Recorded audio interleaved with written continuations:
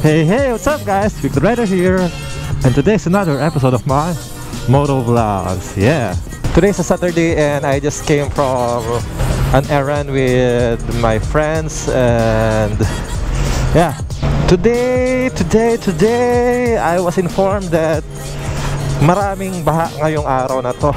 That's why I will try to drive around the metro and see if we can brave those floods. But yeah, actually my friend invited me to eat shawarma at Taft Avenue. Kaya ayun, kahit na ganyan kasama yung ulan, try natin pumunta, no? I don't know guys if okay yung point of view, because kanina parang medyo foggy yung hindi naman, parang feeling ko foggy yung yung lens ko, but hopefully hindi naman, baka yung paningin ko lang. It's rainy. Look, I have my slippers. Kamore tayo ngayon, slippers. Slippers tayo, slippers. Ooh, lamig. Lamig. Woo. Downside ng maulan, malamig. Downside ng hindi maulan, mainit. Ano pa talaga dapat, no? Ano ba dapat yung gusto nating mga riders? Hindi tayo consistent eh. Pag maaraw, reklamo. Pag mainit, reklamo.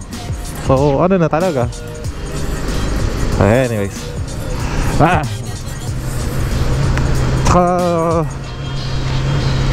pag ganito umuulan mahirap magbiyahe, lalo na naka-helmet. Yung lens nagpa-fog din, unless it's a really good helmet na yung lens niya is anti-fog or anti-moist fog, everything. Anyways, this episode guys is another filler mode. Yeah, are you familiar with filler episodes? Ito yung mga, if you are watching animes, ito yung mga after every big event pinapalabas sila yung ano-anong episodes lang in preparation of the bigger episodes, diba? So this is just like that. It's a filler episode. Okay. Halfway baby travel. Grabe, bumuhos tong ulan. Putay tayo dyan. I think my pants wet. Sabi ko nga baha talaga Oops. At we're now in Circle, and right now nagkaka-traffic because baha. Well, let's see. No, hindi naman ba? Sa gilid lang. Just that that's the canal. Ayun, I'm near Monumento now because that's our meeting point. That's what I'm talking about. Yung mga biglaang potholes dahil sa ulan. I don't know what's happening with those. Yan mga ganyan. Lumalabas yan pag sobrang ulan pag baha.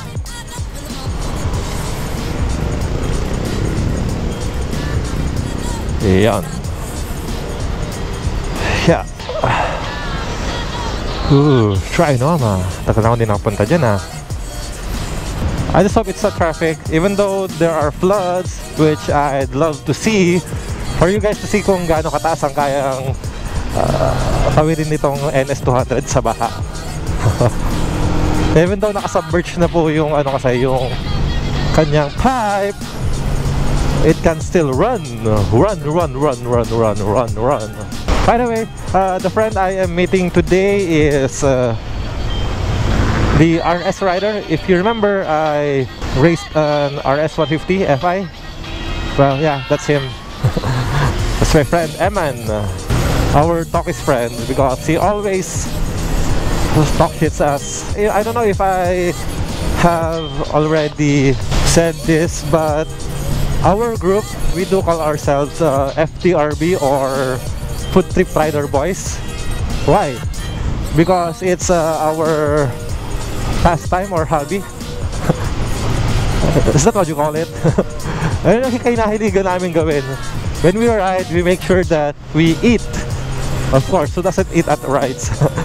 But we also explore food stops, especially two-wheel. He likes to eat out. Kung may ano siya, may nakita siyang kainan, he will say, uy, mukhang masarap daw dito, let's go. Ayun, wala lang, nabanggit ko lang. Okay, I'm here at Monumento. Let's have them check. Man, hello!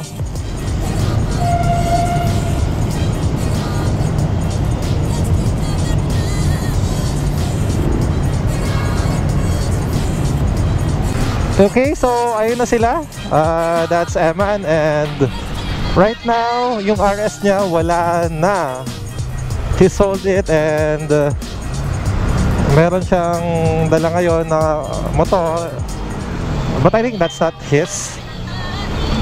He borrowed it from a friend also. Ayun, diba? Ayan, now papunta na kami sa shawarma place.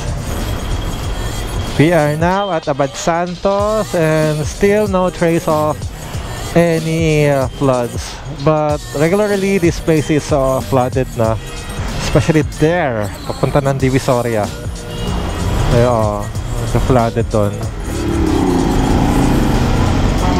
But right now mukhang nag-subside na. Why? Why nag-subside? Ang bilis naman. Or baka mamaya pababaha. I don't know. Anyways, yeah. By the way, where we are going is a shawarma place in Taft Avenue. Eman is raised in the Middle East, so he knows what a legit shawarma tastes like. So, nung napuntahan niya yon, sabi niya, tastes like UAE. Kaya pinagmamalaki niya yun. Parang ano daw, lasa daw doon. Woo! Ano yan? Ha? Hindi pa. Eh di ba yun na gagawin natin? Tapos ano tayo, shawarma. Following. Rice muna bago shawarma? Hindi naman rice dun eh. May ano dun, wings and fries. Okay. Ayos ang trip niya. Sige na, okay lang. Lunch ba? Sige. Before pala kami pumunta sa shawarma place, kain daw muna kami. What? Di ba ganda trip, no? Kakain muna bago mag-shawarma. Okay. Sige. Go! Gusto natin yan eh. Food trip ba? Food trip rider boys and girls. Kakatapos na namin kumain, and Shems, masarap din yung kinikinan namin ha. Masarap yung ano, yung chicken wings nila. Masarap siya, tapos okay din kasi madaming mga kumakain na estudyante. So, may enjoy mo yung pagkain. Woo! Papunta na kami ngayon sa shawarma place, so diba? Mga baliw-baliw lang kami. After ng shawarma place, ay after ng kain, punta ulit sa kainan. Diba? But before that, nabutas yung ano, yung jacket or yung kapote ni Eman. So, dadaan muna kami dito sa Quiapo para bumili ng jacket or ng kapote. Okay, so dito. Woo! Dito, madami dito. Ayun, kapote. Yan, kapote. Ayun, kapote.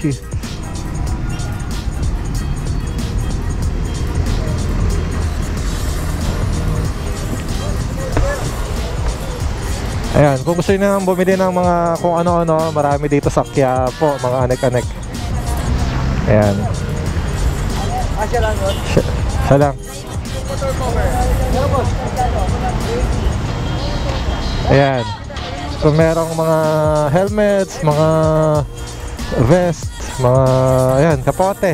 Madami dito, madami. Ayan. So, but guys, yun nga lang, yung mga helmet dito, substandard, not that good. So kung ako sa inyo, kailangan yung mamili, syempre yung quality na. Quality. Ooh, Raider. Anyways, sige, later ulit pagdating namin doon sa kainan. Okay? Okay. Okay, so right now medyo epic fail kasi there. It's close.